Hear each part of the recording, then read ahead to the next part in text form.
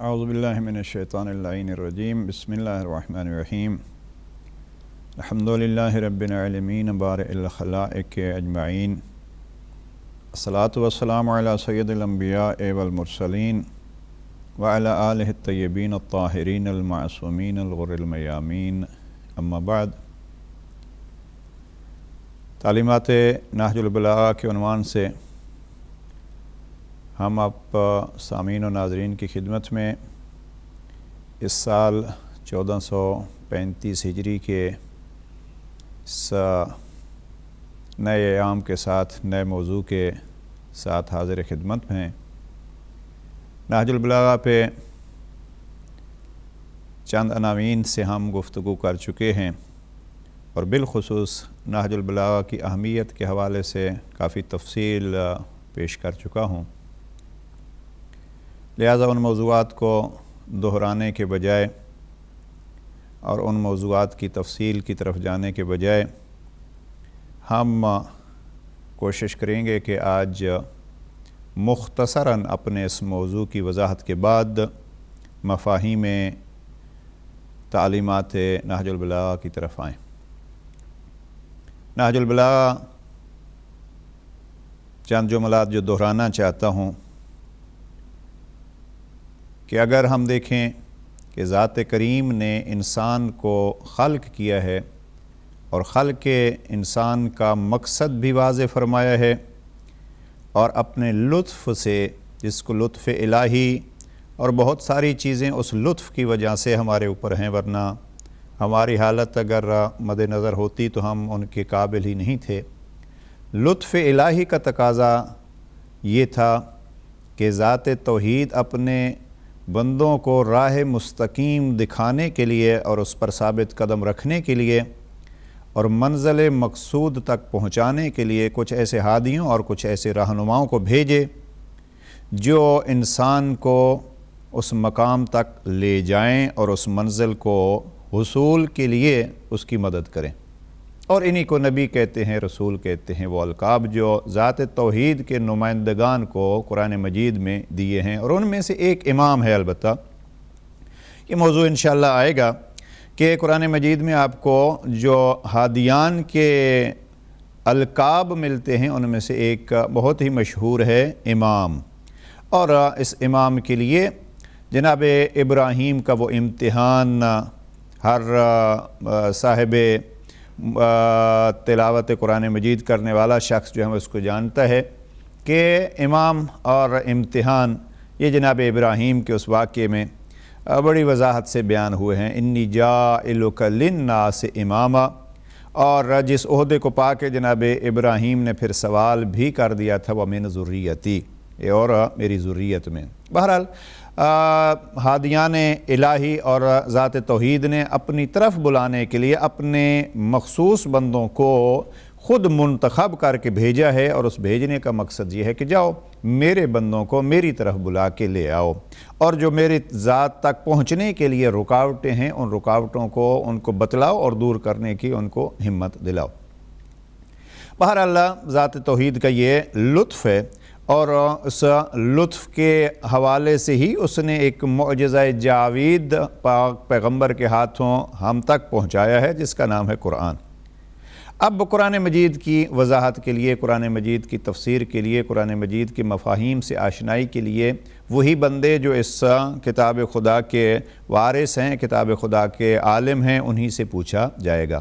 اور نہج البلاغہ حقیقت میں مفاہیم قرآن مجید کی وضاحت و تفسیر کا نام ہے۔ بارہا اس جملے کو درجنوں دفعہ ریپیٹ کر چکا ہوں اور پھر دہرا رہا ہوں کہ نہج البلاغہ حقیقت میں قرآن مجید کے آیات اور ان بطون کی تفصیل کا نام ہے۔ لہٰذا اب جناب امیر علیہ السلام سے بڑھ کے کون ہو سکتا ہے جو قرآن مجید کی تفسیر ہمیں بتلائے؟ تو نہج البلاغہ کی پہچان اگر فقط اس عنوان سے کر لی جائے، نہج البلاغہ یعنی تفسیر قرآن مجید۔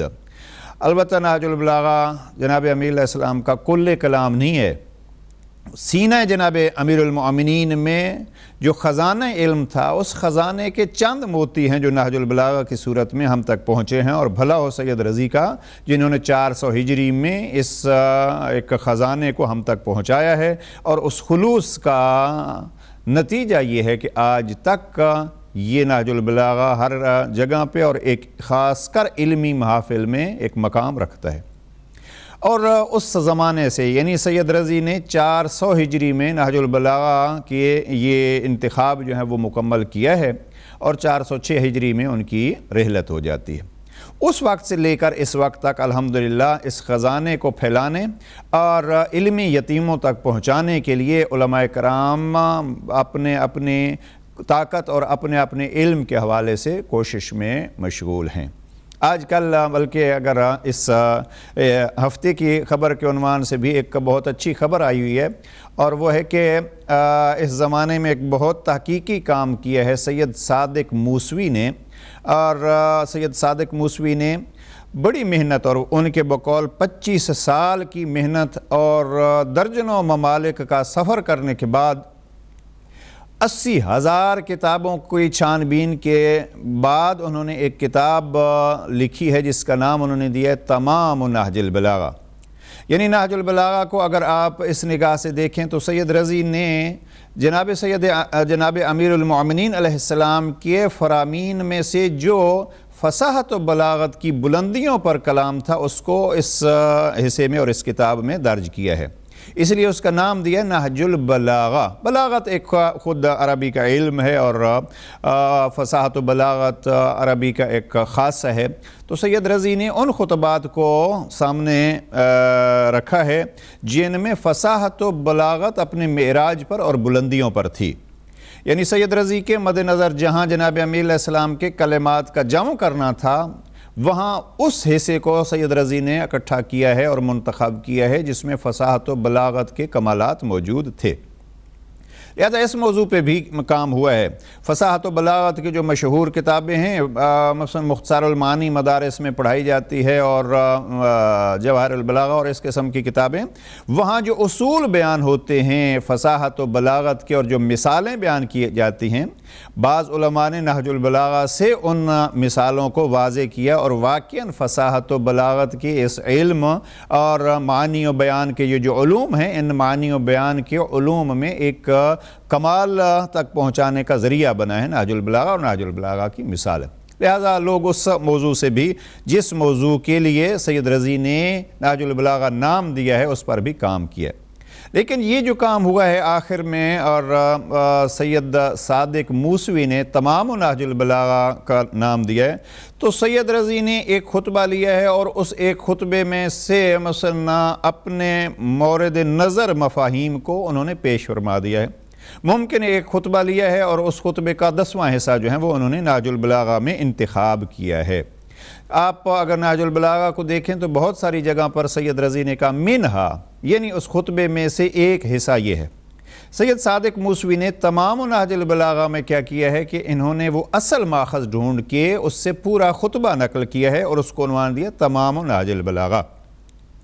تو سید صادق موسوی کہتے ہیں 25 سال کی محنت اور 80,000 کتابوں کے مطالعے کے بعد، اور اس تمام نہج البلاغہ میں جو انہوں نے ریفرنسز دیے ہیں وہ تقریباً 1200 ریفرنسز انہوں نے دیے ہیں۔ اور اس ہفتے جو خبر عرض کرنا چاہتا ہوں، ابنا نیوز نے یہ خبر دی ہے کہ اور انگلش میں یہ موجود ہے کہ سید صادق موسوی نے اس کا خلاصہ کیا ہے تمام نہج البلاغہ کا، اور اس کے بعد حصے جو ہیں وہ مثلا سیاست در نہج البلاغہ، آیت اللہ ریشہری کے کتاب ہے سیاست در نہج البلاغہ، اور اس کا پھر انگلش ترجمہ ہوتا ہے، اور وہ انگلش ترجمہ اور اپنی کتاب تمام نہج البلاغہ اس ہفتے سید صادق موسوی نے UN کے سیکرٹری جنرل بان کی مون کو پیش کیا ہے۔ اور پھر جب انہوں نے اپنا یہ ہدیہ کے طور پر تمام نہج البلاغہ اور سیاست در نہج البلاغہ وہ پیش کی ہے، تو پھر بان کی مون نے بھی نہج البلاغہ کے متعلق جو گفتگو کی ہے، اس نہج البلاغہ کے متعلق گفتگو میں اس نے وہ جملات دہرائے ہیں کہ حقوق بشر کے لیے بہترین اصول جناب امیر علیہ السلام نے جو بیان کیا ہے وہ خط نمبر 53 میں جناب مالک اشتر کو جو تحریر دی ہے مصر کا گورنر بناتے ہوئے، تو ان کو دہرایا ہے بان کی مون نے۔ یہ پہلے بھی یہ جملات دہرائے جا چکے ہیں۔ کوفی عنان جب سیکرٹری جنرل تھا تو اس نے بھی ان چیزوں کو پیش کیا تھا، اور UNO کی بلڈنگ میں بھی یہ جملات درج ہیں وہاں جناب امیر علیہ السلام کے حقوق بشر کے حوالے سے، اور وہ فرمان جناب امیر علیہ السلام نے جناب مالک اشتر کو اس انداز سے تحریر میں بیان فرمایا تھا کہ جو تیری رعایا ہیں وہ یا تو تیرے دینی بھائی ہیں، اور مثل کا فی الخلق، یا تجھ جیسے ہیں خلق خدا ہونے میں۔ تو یہاں سے جناب امیر علیہ السلام نے پھر فرمایا کہ آپ کو ان کے ساتھ برتاؤ کیسے کرنا چاہیے۔ تو عرض یہ کر رہا تھا کہ نہج البلاغہ 1000 سال سے زیادہ ہو گیا ہے، اور الحمدللہ اس پہ مسلسل کام ہو رہا ہے، لیکن یہ بہترین کام جو آخر میں سامنے آیا ہے واقعاً اس کا ایک ذکر ہونا چاہیے۔ اب کہنا تو یہ چاہتا تھا کہ اس کا مطالعہ ہونا چاہیے اور اس علمی محنت سے فائدہ اٹھایا جانا چاہیے۔ بہرحال ہم اردو زبانوں میں اب تک یہ کمی ہے، اور وہ کمی یہ ہے کہ ظاہر یہ تمام نہج البلاغہ پوری کی پوری کتاب جو ہے وہ عربی میں ہے، اور ہم عربی سے واقف کار نہیں ہیں، لہٰذا جناب امیر علیہ السلام کے اور باقی ائمہ اور معصومین علیہ السلام کے بہت سارے فرامین ہماری نظروں سے اوجھل ہیں، اور اگر ہمارے پاس موجود بھی ہیں تو ہم ان کو سمجھنے سے قاصر ہیں۔ لہٰذا ہمیں چاہیے کہ ظاہر ہر آدمی یہ تو نہیں کر سکتا کہ وہ عربی جا کے سیکھے اور وہ بھی پھر جناب امیر علیہ السلام کے فرامین اور اپنے آپ کو اس حد تک مضبوط کرے۔ ہونا چاہیے، ہر قوم میں قرآن مجید کا حکم ہے کہ ہر قوم میں ایک گروپ ایسا ہونا چاہیے جو جائے دین کو سیکھے۔ فقہ کا لفظ استعمال ہوا ہے وہاں کہ دین میں وہ گہرائی سے دین کو سیکھے اور جانے، اور پھر واپس پلٹ کے اپنے لوگوں کو اس دین سے آشنا کرائے اور ان کی پہچان کرائے۔ تو ہر قوم میں الحمدللہ ہیں افراد اور ہونے چاہیے، لیکن قوم کو اس طرف متوجہ ہونا چاہیے کہ ایسے افراد کو تلاش کرے اور ایسے افراد سے پھر ان علوم کو سیکھنے کی کوشش کرے۔ ہمارے ہاں کمزوری یہ ہوتی ہے کہ یہ فریضہ سمجھا جاتا ہے اس سیکھنے والے کا۔ ہاں ادھر حکم ہے، سیکھنے والے کو بھی حکم ہے کہ آپ جب سیکھے کے آئیں تو اپنی قوم کو اس کا پیغام پہنچائیں، اور پھر جب پیغام پہنچانا شروع کریں تو ذہن میں یہ چیز رہے کہ احادیث جو کہتی ہیں العلماء وارث الانبیاء، علماء انبیاء کے وارث ہیں، تو یہ چیز مد نظر رکھنی چاہیے کہ علماء اگر وارث انبیاء ہیں تو انبیاء کو کبھی وہ لمبی چوڑی سہولیات میسر نہیں تھیں، بلکہ انبیاء کو زحمتیں تکلیفیں بلکہ یوں کہوں کہ پتھر کھانے پڑے تھے تبلیغ کرنے کے لیے۔ خود پاک پیغمبر کی زندگی دیکھ لیں کہ دین اسلام پہنچانے کے لیے آخری زندگی تک کتنی تکلیفیں اٹھائیں، اور پھر کہنا پڑا جتنی تکلیفیں مجھے ہوئی ہیں کسی اور نبی کو نہیں ہوئی ہیں۔ ملک چھوڑنا پڑا، اپنا وہ کعبے جیسا مقام چھوڑنا پڑا، اور حالت یہ تھی کہ تلواروں کے سائے میں اپنے پیارے بھائی کو سلا کے پھر مکہ سے مدینہ جانا پڑا۔ مدینہ جب پہنچتے ہیں تو یہ جنگ پہ جنگ اور کئی غزوات جناب پیغمبر اکرم کو لڑنے پڑے۔ اب یہ کیا ہے؟ یعنی آج یہ کرنا چاہتا ہوں کہ جو عربی سیکھ کے آتے ہیں ان کا کام ہے سکھانا، اور سکھانے کے لیے یہ زحمات برداشت کرنا اور یہ تکلیفیں اٹھانا یہ سنت انبیاء ہے۔ اب وارثان انبیاء کے لیے سنت انبیاء کے لیے تیار رہنا چاہیے۔ لہٰذا علماء جو اس فیلڈ میں ہیں، مبلغین ہیں، ان کو یہ چاہیے کہ وہ تکالیف کے لیے تیار رہیں۔ اب اگر کوئی کہے کہ نہیں مجھے ساری سہولیات میسر ہونی چاہیے، تو گویا وہ وراثت نہیں بلکہ ایک کسی اور عنوان سے میدان میں ہے۔ دوسری طرف سے قوم کو یہ چاہیے کہ اگر علم دوست قوم بننا چاہتے ہیں تو علم دوست قوموں کا وتیرہ یہ ہوتا ہے کہ وہ علماء کی عزت کرتے ہیں، علماء کو اہمیت دیتے ہیں، علماء کے مقام کو پہچانتے ہیں۔ یہ علم دوست ہونے کی ایک نشانی ہے۔ لہذا دونوں طرف سے یہ سلسلہ جو ہے وہ علماء کو زحمات کے لیے اور تکالیف کے لیے تیار رہنا چاہیے، لیکن قوم کو علم دوستی کے ثبوت کے طور پر ان کی عزت اور ان کے عجیب عجیب انداز سے جو ہیں وہ آپ ابھی موضوع میرا یہ نہیں ہے کہ علماء کو کس انداز سے اہمیت دی گئی، ہمیشہ علمی طور پر ترقی ہی انہوں قوموں نے کی ہے کہ جن کے ہاں علماء کی اہمیت رہی ہے۔ اور اس زمانے میں بھی انقلاب اسلامی ایران جو واقعاً تشیع کی ایک زینت بن کے سامنے آیا ہے، اگر آپ اس کو دیکھیں تو یہ ایک عالم دین کی زیر سرپرستی یہ سلسلہ شروع ہوا ہے، اور اس قوم نے ان علماء کی اور ان مراجع اکرام کی، ان مجتہدین کی جس انداز سے مدد کی ہے اور ان کے فرامین کو فالو کیا ہے، وہ خود ان کے علم دوست ہونے کی ایک نشانی ہے۔ اور جناب پیغمبر اکرم کا وہ فرمان شیعہ سنی نے لکھا ہے، میں بلکہ ایک ترجمہ ہے جناب مولانا شبیر احمد عثمانی صاحب کے تفاسیر کے ساتھ جو سعودیہ سے چھپا ہے، وہاں ایک حدیث اس ترجمے کے اس حاشیے پہ دیکھ رہا تھا کہ جناب سلمان فارسی کے لیے پیغمبر اکرم نے فرمایا تھا کہ اس کی قوم اگر علم ثریا پر ہو تو وہاں سے بھی اتار لائے گی، یعنی یہ ایک قوم کی علم دوست ہونے کی جناب سلمان فارسی سے ایک شہرت ہے۔ لہٰذا ترقی وہی قومیں کرتی ہیں جو علماء دوست ہوتی ہیں۔ علماء دوست ہونا حقیقت میں علم دوستی کی بنیاد پہ ہوتا ہے، نہ کہ دوسرے پھر بعض اوقات جو ہیں وہ علماء دوستی ہوتی ہے لیکن مفاہیم کچھ اور مقاصد کچھ اور ہوتے ہیں۔ لہٰذا علم دوستی کا ایک بہترین ثبوت علماء دوستی ہے۔ لہذا علماء کا ایک فریضہ ہے اور علم دوست قوموں کا ایک فریضہ ہے۔ عرض یہ کر رہا تھا کہ عربی میں اور فارسی میں الحمدللہ نہج البلاغہ پہ بہت کام ہوا، اور یہ آخری کام جو تمام نہج البلاغہ کے عنوان سے ہے یہ اب سامنے آیا ہے۔ کوشش یہ ہونی چاہیے قوم کے اور بالخصوص جوانوں کی اس طرف نظر ہونی چاہیے کہ وہ علماء کے قریب ہوں، اور وہ علماء جو اس عربی سے حقیقی طور پر اور گہرائی کے ساتھ آشنا ہیں، اور اگر کچھ ایسے خطباء بھی ہیں مثلا مساجد میں کہ وہ شاید نہج البلاغہ کو ڈائریکٹ اگر نہیں حل کر سکتے اور نہج البلاغہ کے علوم ڈائریکٹ عربی سے اپنی زبان میں منتقل نہیں کر سکتے، تو اب الحمدللہ فارسی میں بہت کچھ ہو چکا ہے۔ آپ اگر دیکھیں تو 30 کے قریب ترجمے ہیں مختلف نہج البلاغہ کے فارسی میں، جبکہ الحمدللہ ہمارے ہاں بھی 3-4 مختلف ترجمے اردو میں بھی موجود ہیں۔ سید ذیشان حیدر جوادی کا ترجمہ جو ہے وہ ہے آخر میں جو آیا ہے، مفتی جعفر حسین مرحوم کا ترجمہ بہت مشہور ہے، اور مرزا یوسف حسین وغیرہ اور ان بزرگان نے ایک ترجمہ کیا ہے، تو 3-4 ترجمے جو ہیں وہ موجود ہیں اردو میں بھی۔ لہٰذا اگر ڈائریکٹ عربی پہ اتنا کنٹرول نہیں ہے تو پھر فارسی کے ذریعے سے، اردو کے ذریعے سے ان کو ان علوم سے آشنا کرنا چاہیے۔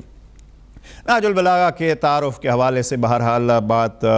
زیادہ ہو گئی، اتنا بھی عرض نہیں کرنا چاہتا تھا۔ تعلیمات نہج البلاغہ کے حوالے سے اب گزارش کرنا چاہتا ہوں کہ نہج البلاغہ میں کون سی چیزیں ہیں، اور پھر یہ ہے کہ وہ چیزیں جناب امیر علیہ السلام نے کس لیے بیان فرمائی ہیں۔ یہ ایک جھلک ہے جناب امیر علیہ السلام کے علوم کی جو نہج البلاغہ میں موجود ہے۔ دیکھنا یہ ہے کہ وہ تعلیمات جو جناب امیر علیہ السلام ہمیں دینا چاہتے ہیں وہ کیا ہیں، اس لیے کہ کوئی آدمی سمجھے گا تو ان کو اپنائے گا، اور پھر اگلا مرحلہ ہوتا ہے ان تعلیمات کو کہ جو علوم جناب امیر علیہ السلام نے نہج البلاغہ میں بیان فرمائے ہیں۔ تعلیمات نہج البلاغہ یعنی نہج البلاغہ کے اندر جو علوم ہیں وہ کیا ہیں، اور جناب امیر علیہ السلام نہج البلاغہ کے ان فرامین کے ذریعے سے ہم سے کیا چاہتے ہیں، کیا بتلانا چاہتے ہیں، اور ان پر کس انداز سے عمل کرتے ہوئے دیکھنا چاہتے ہیں۔ تو تعلیمات نہج البلاغہ یعنی نہج البلاغہ میں وہ جو مفاہیم جناب امیر علیہ السلام نے بیان فرمائے ہیں وہ کیا ہیں، اور جناب امیر علیہ السلام ہم سے کیا چاہتے ہیں، تو یہ انشاءاللہ گفتگو ہوگی تعلیمات نہج البلاغہ کے حوالے سے۔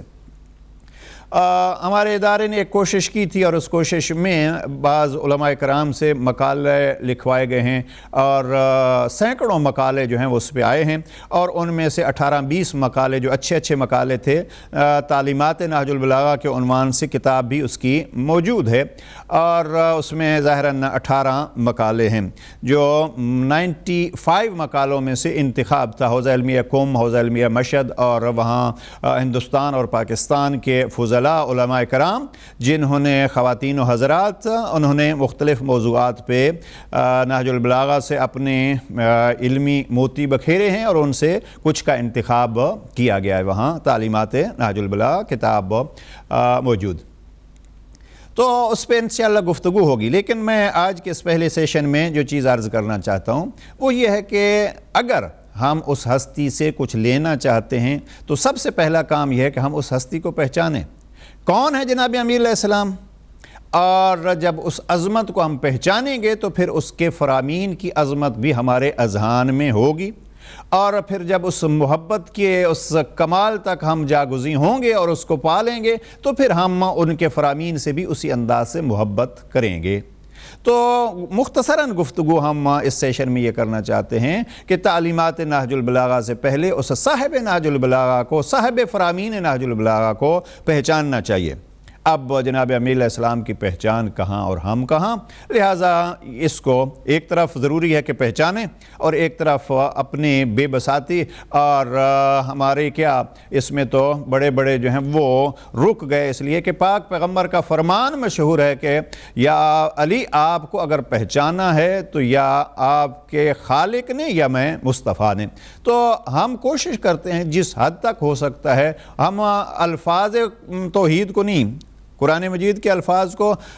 सदियाँ हुई हैं लोग पहचानने की और उसकी गहराइयों को जानने की और उसके बुतून तक पहुँचने की कोशिश कर रहे हैं, और कोई ये नहीं कह सकता कि यही वो चीज़ें थीं जो हमने अख्ज़ कर लिए हैं और इसमें और कोई गहराई नहीं है। अगर इन अल्फाज की तह तक कोई नहीं पहुँच सकता तो वही ज़ात जिसको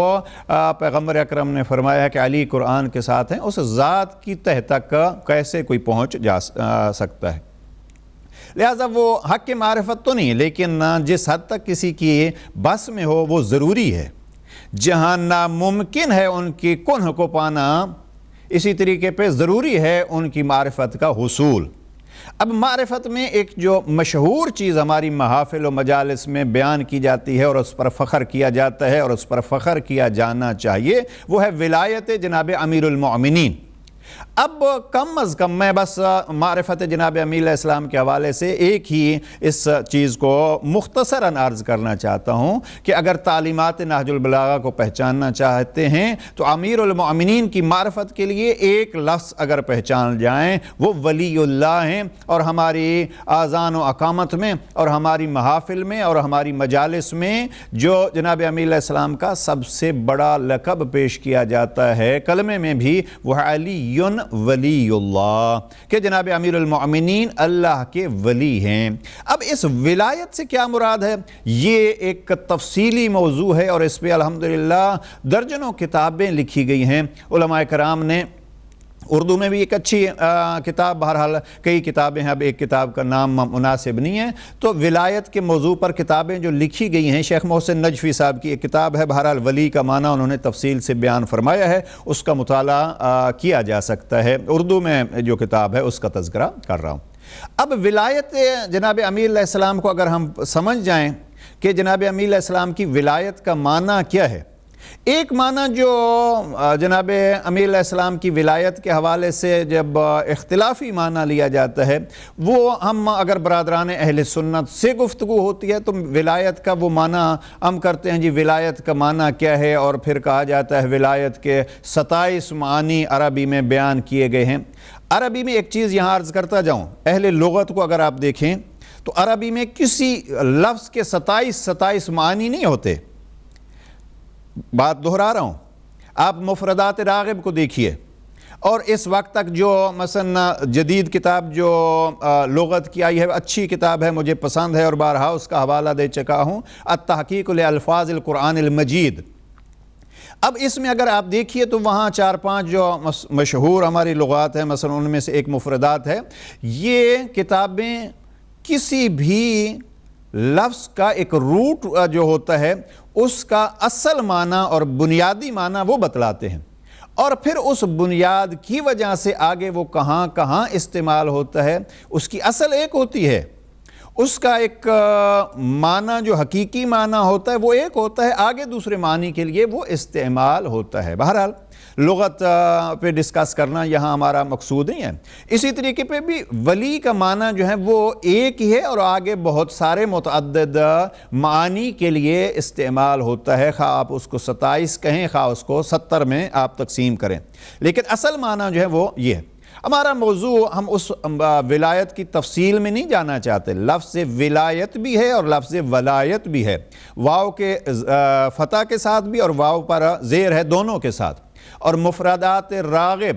جو قرآن مجید کے الفاظ کے لیے سب سے مشہور کتاب اور بہترین کتاب سمجھی جاتی ہے، اس نے دونوں کے ساتھ لکھا ہے، ولایت کے ساتھ بھی اور ولایت کے ساتھ بھی، اور پھر اس نے کہا ہے کہ اینڈ پہ معنی دونوں کا جو ہے وہ ایک ہی بنتا ہے۔ اب یہ ولایت یا لفظ اکثر ہمارے ہاں لفظ ولایت استعمال ہوتا ہے، اور زیادہ معنی جو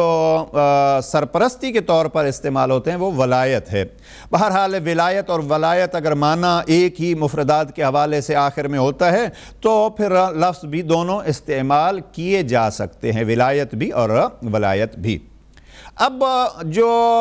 برادران اہل سنت کے ساتھ جب گفتگو ہوتی ہے کہ ولی کا معنی کیا ہے، تو ایک خاص گروہ ہے جو ولی کے متعدد معنی کرتا ہے اور اصل معنی جو ہے اس کو مد نظر نہیں رکھتا۔ ہم یہاں ولایت کے ان معنی کی طرف نہیں جاتے۔ اب ہم کیا کریں، چونکہ جب ولایت جناب امیر علیہ السلام کا اعلان ہو رہا تھا تو سارے عرب تھے، کوئی وہاں اردو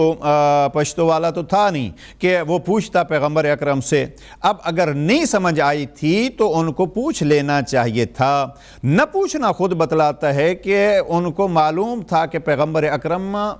یہاں ولی کس معنی میں لے رہے ہیں، اور پیغمبر اکرم کے اس اعلان کے بعد حسان ابن ثابت جیسے شعراء نے پھر اس ولی کے مفہوم بھی بیان کیے ہیں اور مبارک بادیں بھی ہوئی ہیں۔ کوئی ایسی چیز تھی جس پر مبارک دی جا رہی تھی جو قابل مبارک باد معنی تھا۔ بہرحال اس کے لیے علمی بحثیں جو ہیں وہ ہوتی رہی ہیں اور ہونی چاہیے۔ ہمارے ہاں بالخصوص پاکستان میں بعض علماء نے بڑا خوب کہا ہے کہ ابھی ہمارے ہاں برداشت کا معنی ہی ختم ہو گیا۔ وہ برداشت کا معنی اور وہ وسعت قلبی ہونی چاہیے، اور اس وسعت قلبی کے ساتھ یہ گفتگو علمی جو ہے وہ اس میں ہونی چاہیے۔ شیعہ قوم میں اس وقت جو بزرگان ہیں، آیت اللہ سیستانی ہو، آیت اللہ خامنائی ہوں، اور یہ بزرگان سارے ہیں، اس وقت کوئی بھی یا اس سے پہلے بھی کبھی بھی کسی قوم کے رہنماؤں کو برا بھلا کہنے کی، خواہ وہ مشرک ہی ہوں تو حکم خدا کے حوالے سے ان کے رہنماؤں کو برا بھلا کہنے کی اجازت نہیں ہے۔ یعنی جس کو ہم لعن طعن کہتے ہیں، یہ سب اور یہ گالیاں بالخصوص مذہب جعفریہ میں، اس لیے کہ ہم تو اس کے خود مظلومیت سے گزرے ہیں۔ 1000 مہینہ جناب امیر علیہ السلام پہ سب کی گئی، اور سب بھی عجیب یہ ہے، گالیاں دی گئی ہیں جناب امیر علیہ السلام کو کہاں؟ ممبروں سے۔ یعنی حد یہ ہے کہ قنوت کے اندر بھی جناب امیر علیہ السلام پر سب کی جاتی تھی اور اولاد جناب امیر علیہ السلام پر۔ لہٰذا یہ قوم جو ہے وہ اس سب کے مظالم سے گزر کے آئی ہے، لہٰذا اس قوم کو خیال رکھنا چاہیے، اور بزرگان نہ کسی زمانے میں اجازت دیتے تھے نہ اب دے رہے ہیں۔ اور اگر کچھ افراد لعن و طعن کرتے ہیں تو علماء نے اس حد تک کہا ہے کہ خود شیعہ قوم کے زعماء پر واجب ہے، لازم ہے کہ وہ ان کو سمجھائیں کہ یہ رسم شیعیان جناب امیر المؤمنین و ائمہ اطہار نہیں ہے۔ اما اکثر جناب امام حسن مجتبیٰ علیہ السلام مثلا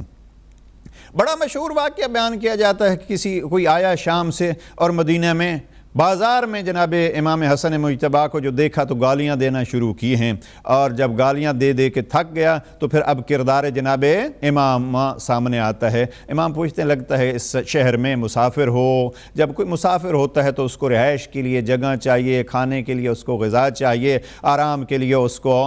گھر چاہیے، سواری چاہیے، اور یہ چیزیں چاہیے، آئیے ہمارے گھر جو ہیں وہ آپ چلیں۔ لے گئے جناب امام اس کو، اور اب وہ شخص کہتا ہے کہ میں جب گیا تھا تو کائنات کا مبغوض ترین شخص حسن مجتبیٰ تھا، اور جب ایک صحبت کے ساتھ تھا اور ایک نشست کے بعد میں اس گھر سے نکلا تو کائنات کا محبوب ترین اور بہترین شخص وہی حسن مجتبیٰ تھے۔ یہ کیا ہے؟ یعنی گالیوں کا جواب بھی ہمارے ائمہ اطہار نے یہ کہا ہے، نہ فقط یہ ہے کہ گالیاں دینا ٹھیک نہیں ہے، بلکہ اگر کوئی گالیاں دیتا ہے تو ان کی گالیوں کا جواب بھی اس انداز سے ہم نے سیکھنا ہے جیسے جناب امام حسن مجتبیٰ نے ہمیں سکھایا ہے۔ جناب امام زین العابدین علیہ السلام جب شام میں پہنچتے ہیں اور وہ شام کے بازار میں ایک شخص جو ہے وہ گستاخانہ انداز سے یہ کہتا ہے الحمدللہ الذی، حمد ہے اس ذات کی جس نے آپ کو ذلیل کیا، اور جناب امام سید سجاد علیہ السلام اس کے سامنے گالیاں نہیں دیتے کہ آپ ہمیں اللہ نے ذلیل کیا ہے یا آپ کو ذلیل کیا، نہیں، جناب امام علیہ السلام پوچھتے ہیں کہ اے شیخ کیا آپ نے قرآن مجید پڑھا ہے؟ یعنی جب آل محمد کو گالیاں دی جاتی ہیں تو گالیوں کے جواب میں جناب امام زین العابدین علیہ السلام آیات قرآن مجید پڑھتے ہیں۔ 4 آیات پڑھی ہیں جناب امام سید سجاد نے، اور بعض جگہوں میں یہ بھی ہے کہ پھر وہ 4 آیات کی تلاوت سن کے وہ شخص اس انداز میں طرفدار جناب سید سجاد ہوا کہ پھر اب مرنے تک اور شہادت کے اس درجے تک، بعض کہتے ہیں کہ وہ خود پھر اس نے تلوار اٹھائی اور شہید ہوا۔ بہرحال اگر وہ روایت کے حد تک صحیح ہے، لیکن وہ پھر اس مشن کو اور دشمن کی ان تبلیغات کو ٹھوکر مار کے سید سجاد کا غلام اور ان کا حقیقی پیروکار بن جاتا ہے۔ تو گالیوں کے جواب میں جب یہ سلسلہ ہے کہ اب گالیاں ظاہری طور پر جناب امام کو دی جا رہی ہیں، اور وقت کا امام جو ہے وہ گالیوں کے جواب میں قرآن مجید کی آیات پڑھتا ہے، لہٰذا عرض یہ کر رہا تھا کہ وسعت قلبی کے ساتھ یہ بحثیں، اختلافات بہرحال ہیں، لیکن ان ابحاث کو اور ان اختلافات کو جیسے گزشتہ علماء میں یہ بحثیں علمی انداز میں چلتی تھیں، علماء کی نشستیں ہوتی تھیں۔ مثلاً آپ دیکھیے جا کے شاہ بھائی پشاور کو، اور پھر شاہ بھائی پشاور کے نتیجے میں جو ہیں وہ اس کا نتیجہ کیا نکلتا ہے، کئی جلسے ہوتے ہیں، ہر روز شام کو نماز مغربین کے بعد، نماز عشاء کے بعد علماء کرام بیٹھتے ہیں، اور بعض جو ہے نماز عصر کے بعد ہوئے ہیں یہ سیشن، اور پھر علماء کی ان محنتوں کو، علماء کی ان ابحاث کو، علماء کی آپس میں گفتگو کو، جو علمی گفتگو تھی اس کو پھر کتابی صورت میں پیش کیا گیا ہے، جو فارسی میں گفتگو تھی، اور اس گفتگو کا جو مجموعہ سامنے آیا وہ شاہ بھائی پشاور کے عنوان سے، جس کا اب عربی میں بھی ترجمہ ہو چکا ہے، اردو میں بھی ترجمہ ہو چکا ہے، انگلش میں بھی ترجمہ ہو چکا ہے۔ یہ علمی انداز کی ایک محفل ہے جو پشاور میں قائم ہوتی ہے، اور اس کا نتیجہ جو ہے وہ کیا ہوتا ہے اس کو دیکھنا چاہیے، یعنی علمی ابحاث علماء میں تھیں اور ہونی چاہیے۔ دوسرا مثلا یہ کتاب مشہور ہے اسی علمی بحثوں پر، شاہ بھائی پشاور، خورشید خاور جو ہیں وہ اس کے 2 ترجمے ہوئے ہیں، بہرحال خورشید خاور کے عنوان سے مولانا نجم الحسن قراروی مرحوم نے ترجمہ کیا تھا، اور انڈیا میں بھی اس کا ایک ترجمہ میں نے دیکھا ہے اردو کا۔ بہرحال یہ ایک کتاب ہے جو علمی ابحاث، عرض یہ کر رہا تھا کہ اختلافی بحث، اگر ولی کے لفظ پہ اختلاف ہے اور دوسرے اختلافات ہیں تو وہ علمی انداز میں ایک ہی جگہ پہ ہوتا کیا تھا، ایک ہی جگہ پہ یہ بحث ہوتی تھی علماء میں، اور پھر علماء جب وقت نماز ہوتا تھا اس بحث کو، ان کتابوں کو سمیٹ کے پھر کبھی جو ہے وہ شیعہ عالم نماز جماعت پڑھا رہے ہیں، اہل سنت علماء اس کے پیچھے پڑھ رہے ہیں، کبھی جو ہے وہ اہل سنت علماء نماز جماعت پڑھا رہے ہیں، اور اہل تشیع علماء کرام ان کے پیچھے کھڑے ہو کر نماز پڑھ رہے ہیں۔ یہ سلسلہ تھا علماء میں، اور اس وقت جس سلسلے کو پامال کیا گیا ہے اور علمی ابحاث سے لوگوں کو دور کر کے گالی گلوچ کا سلسلہ جو ہے وہ شروع کیا گیا ہے، لہٰذا اگر کہیں گالی گلوچ کا سلسلہ ہوتا ہے تو اس کا نتیجہ یہی نکالا جا سکتا ہے، اور اس سے مفہوم یہی سامنے آتا ہے کہ گویا علمی وسعت نہیں رہی یا وسعت قلبی نہیں رہی، لہٰذا وسعت قلبی ہونی چاہیے۔ جیسے میں نے کبھی عرض کیا ہے، لبنان میں ایک بزرگ شخصیت گزرے ہیں سید شرف الدین موسوی عاملی، ان کی کتاب ہے المراجعات، پھر المراجعات جو ہے وہ اصلی عربی ہے، اس کا فارسی ترجمہ بھی ہوا ہے، اس کو اردو ترجمہ بھی مذہب اہل بیت کے نام سے، ظاہراً مفتی صاحب ایک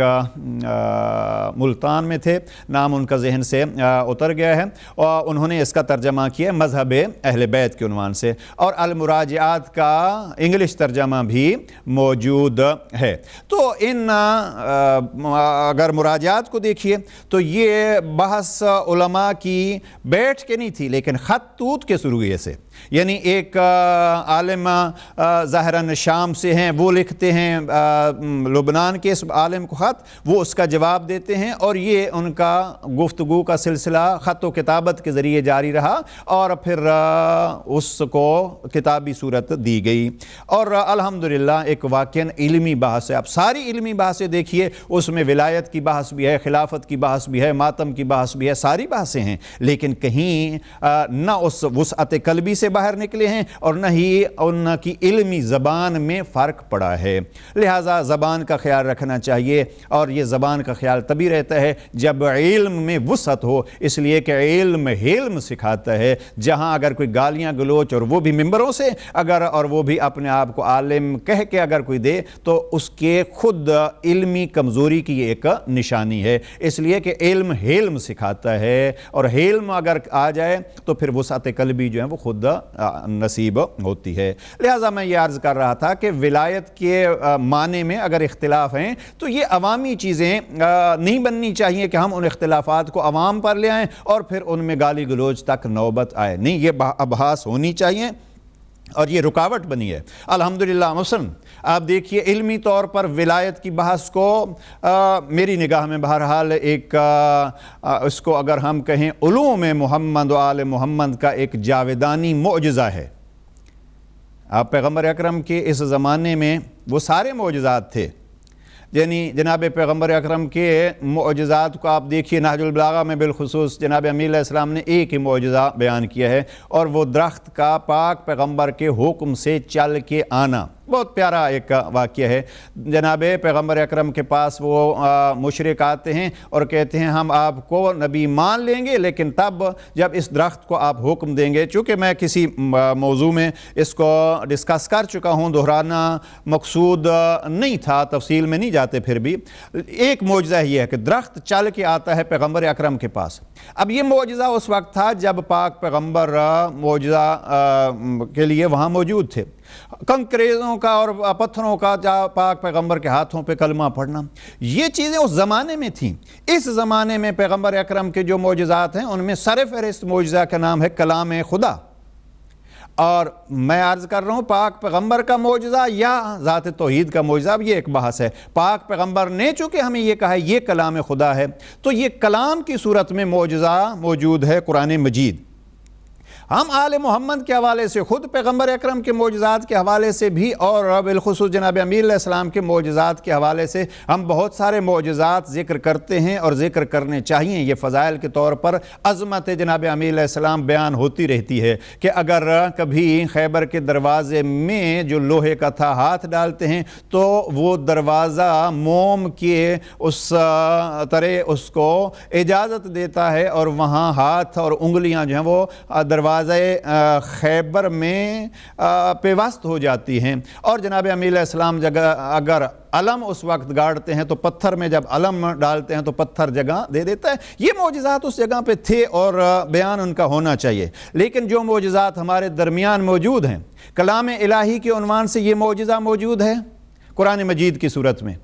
اور نہج البلاغہ جناب امین علیہ السلام کے کلمات کی صورت میں، صحیفہ سجادیہ جناب سید سجاد کے فرامین کی صورت میں، یہ بھی حقیقت میں معجزات ہیں۔ قوم کو اس طرف توجہ کرنی چاہیے۔ بہرحال یہ معجزات ہیں کلام ائمہ معصومین علیہم السلام، جو اس وقت کے دردوں کا علاج ان میں موجود ہے۔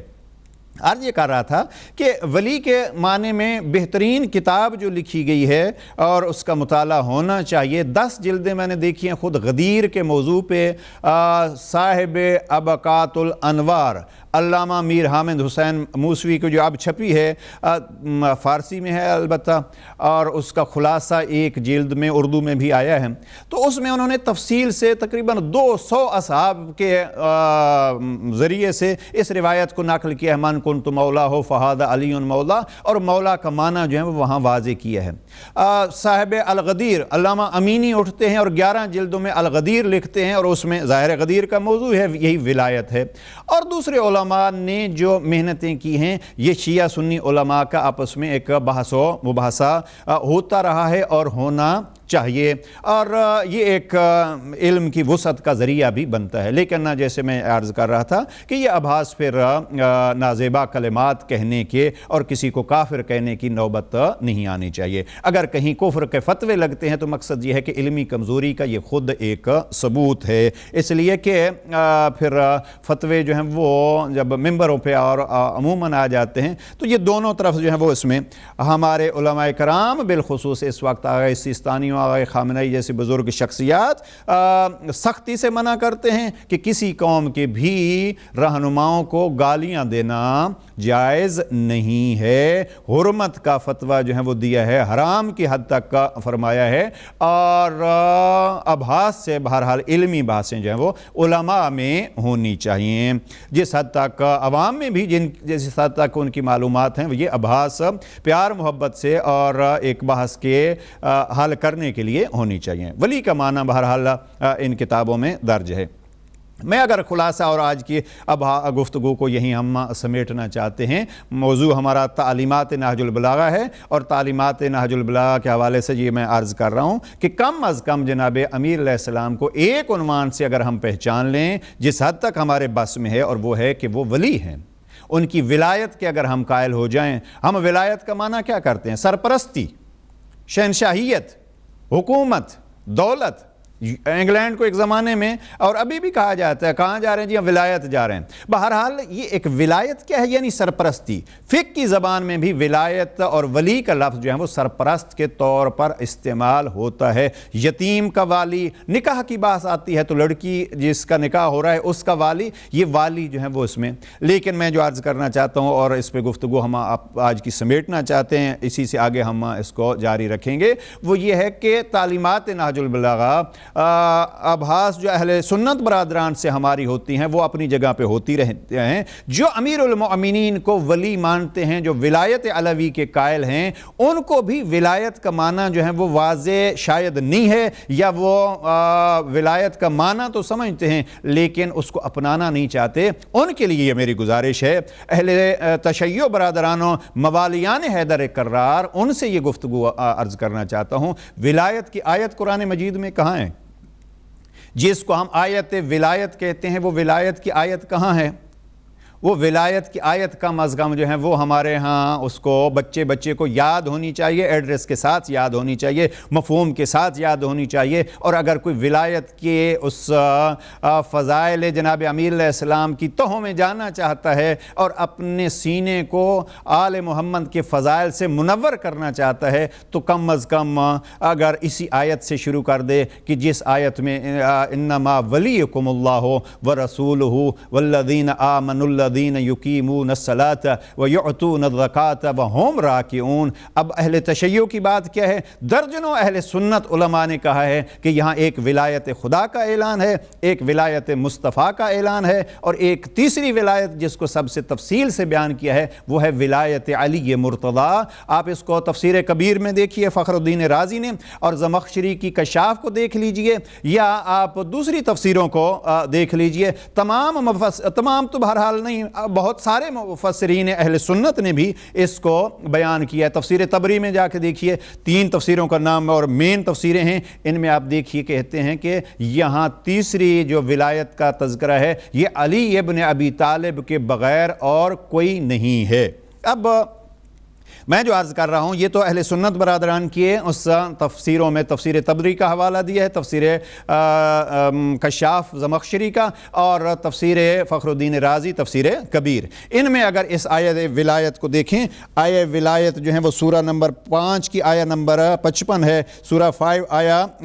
55، انما ولیکم اللہ ورسولہ والذین آمنوا الذین یقیمون الصلاۃ ویعطون الزکاۃ وہم راکعون۔ اب یہ حاشیے پہ